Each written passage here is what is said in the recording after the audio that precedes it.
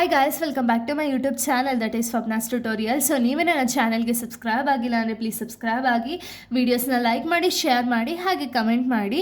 So ಇವತ್ತು ನಾನು ಮಾಡ್ತಿರೋ ಸಬ್ಜೆಕ್ಟ್ ಯಾವುದು ಅಂದರೆ 4th ಸೆಮ್ BComನ ಸ್ಟಾಕ್ ಆ್ಯಂಡ್ ಕಮೋಡಿಟಿ ಮಾರ್ಕೆಟ್ ಅನ್ನೋ ಒಂದು ಸಬ್ಜೆಕ್ಟ್ನ ಎಕ್ಸ್ಪ್ಲೈನ್ ಮಾಡ್ತಿದ್ದೀನಿ.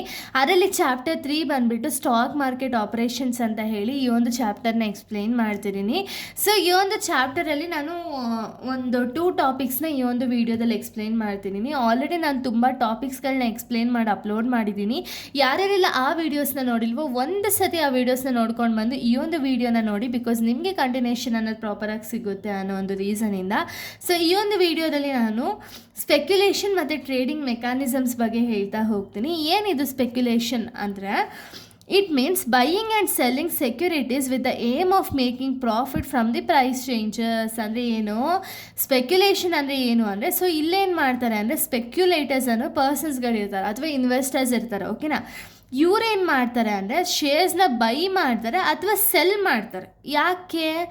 ಯಾಕೆ ಇವರು ಜಾಸ್ತಿ ಬೈಯಿಂಗ್ ಆ್ಯಂಡ್ ಸೆಲ್ಲಿಂಗ್ ಅನ್ನೋದನ್ನ ಮಾಡ್ತಾರೆ ಅಂದರೆ, ಇವ್ರೇನು ಮಾಡ್ತಾರೆ, ಯೂಶ್ವಲಿ ಪ್ರೈಸ್ ಚೇಂಜಸ್ ಆಗ್ತಿರುತ್ತಲ್ಲ, ಪ್ರೈಸ್ ವೆದರ್ ಅಪ್ಪಲ್ಲಿ ಇದೆಯಾ ಅಥವಾ ಲೋ ಅಲ್ಲಿದೆಯಾ ಅಂತ ಹೇಳಿ ಪ್ರೈಸ್ ಚೇಂಜಸ್ನ ನೋಡಿಕೊಂಡು ಸೆಕ್ಯೂರಿಟೀಸ್ನ ಬೈಯಿಂಗ್ ಆ್ಯಂಡ್ ಸೆಲ್ಲಿಂಗ್ನ ಮಾಡ್ತಾರೆ. ಏನು ಇಂಟೆನ್ಷನಿಂದ ಅಂದರೆ, ಒಂದು ಪ್ರಾಫಿಟ್ ಅನ್ನೋ ಒಂದು ಮೇನ್ ಗೋಲ್ ಅಥವಾ ಮೇನ್ ಇಂಟೆನ್ಷನಿಂದ ಏನು ಮಾಡ್ತಾರೆ ಅಂದರೆ, ಇವರು ಒಂದು ಸ್ಟಾಕ್ಸ್ಗಳನ್ನ ಅಥವಾ ಸೆಕ್ಯೂರಿಟೀಸ್ನ ಬೈ ಅಥವಾ ಸೆಲ್ಲಿಂಗ್ ಅನ್ನೋದನ್ನ ಮಾಡ್ತಾರೆ, ಓಕೆನಾ.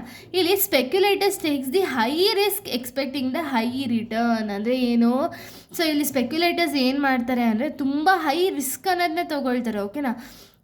ಒಂದು ಇವತ್ತು ಸ್ಟಾಕ್ ಮಾರ್ಕೆಟಲ್ಲಿ, ಓಕೆನಾ, ಇವತ್ತು ಸ್ಟಾಕ್ ಮಾರ್ಕೆಟಲ್ಲಿ ಅವರು ಯಾವುದೋ ಒಂದು ಶೇರ್ಸ್ ಅನ್ನೋದನ್ನ ನೋಡ್ತಾರೆ, ಅದು ತುಂಬ ಡೌನಲ್ಲಿರುತ್ತೆ, ಓಕೆನಾ. ಸಡನ್ನಾಗಿ ಆ ಡೌನಲ್ಲಿರೋ ಶೇರ್ಸು ಬೇಗನೆ ರೈಸ್ ಆಗುತ್ತೆ, ಓಕೆನಾ. ಅವಾಗ ಅವ್ರು ಏನು ಮಾಡ್ತಾರೆ, ಈ ಶೇರ್ಸ್ ಮೇಲೆ ಇನ್ವೆಸ್ಟ್ಮೆಂಟ್ ಮಾಡ್ತಾರೆ. ವೆದರ್ ಅದು ಡೌನ್ ಕೂಡ ಆಗ್ಬೋದು, ಇಲ್ಲ ಅಪ್ ಆದರೂ ಆಗ್ಬೋದು, ಯಾರಿಗೆ ಗೊತ್ತು. ತುಂಬ ಹೈ ರಿಸ್ಕ್ ಅನ್ನೋದನ್ನ ತೊಗೊಂಡು ಇವರು ಒಂದು ರಿಸ್ಕ್ ಅನ್ನೋದನ್ನ ತೊಗೊಂಡು ಇನ್ವೆಸ್ಟ್ಮೆಂಟ್ ಅನ್ನೋದನ್ನ ಮಾಡ್ತಾರೆ, ಓಕೆನಾ.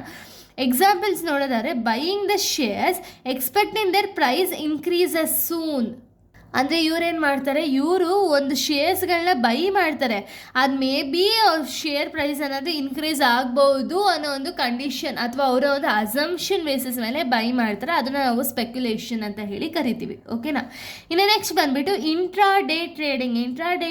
ಟ್ರೇಡಿಂಗ್ ಅಂದರೆ ಏನು, buying and selling shares within the same trading day. ಅಂದರೆ ಏನು, ಇವಾಗ ಟ್ರೇಡಿಂಗ್ ಅವರ್ಸ್ ಇರುತ್ತೆ ನೋಡಿ, ಸ್ಟಾಕ್ ಮಾರ್ಕೆಟ್ ಅವರ್ಸಲ್ಲೇ ನಾನೇನು ಮಾಡ್ತೀನಿ, ಒಂದು ಶೇರ್ಸ್ನ ಬೈ ಮಾಡ್ತೀನಿ, ಅದೇ ಟೈಮ್ ಅಂದರೆ ಒಂದು 3:30 ಅಷ್ಟರಲ್ಲೆಲ್ಲ ನಾನು ಶೇರ್ಸ್ನ ಸೆಲ್ ಮಾಡ್ತೀನಿ, ಓಕೆನಾ.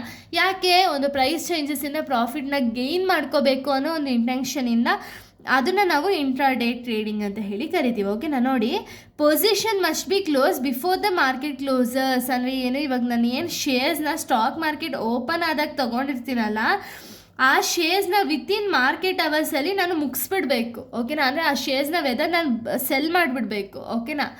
And no shares are delivered to the demat account. ಅಂದರೆ ಏನು, ಇಲ್ಲಿ ಆ್ಯಕ್ಚುಯಲ್ ಶೇರ್ಸ್ ಏನಿರುತ್ತಲ್ಲ, ಆ್ಯಕ್ಚುಯಲ್ ಶೇರ್ಸ್ನ ನಾವು ಡಿಮ್ಯಾಟ್ ಅಕೌಂಟ್ಗೆ ಕ್ರೆಡಿಟ್ ಅನ್ನೋದು ಆಗಲ್ಲ. ಬಟ್ ಏನು, ಇಲ್ಲಿ ಟ್ರೇಡಿಂಗ್ ಅನ್ನೋದನ್ನ ಮಾತ್ರ ನಾವು ಮಾಡ್ತಾ ಹೋಗ್ತೀವಿ, ಓಕೆನಾ. ಎಕ್ಸಾಂಪಲ್ ಇಲ್ಲಿ ನಾವು ನೋಡೋದಾದರೆ, ಸೊ ನೋಡಿ, by 100 shares at ₹500 in the morning, cell at 5:10 in the afternoon. ಅಂದರೆ ಏನೇ, ಇವಾಗ ನನ್ನ ಹತ್ರ ಎಷ್ಟೋ 1 lakh ಅಮೌಂಟ್ ಇರುತ್ತೆ ಅಂದ್ಕೊಳ್ಳಿ, ಓಕೆ. ನಾನೇನು ಮಾಡ್ತೀನಿ, ಈ 1 lakhನ ಯೂಸ್ ಮಾಡಿಕೊಂಡು ಮಾರ್ನಿಂಗ್ ಒಂದು ಸ್ವಲ್ಪ ಶೇರ್ಸ್ನ ತೊಗೊಳ್ತೀನಿ.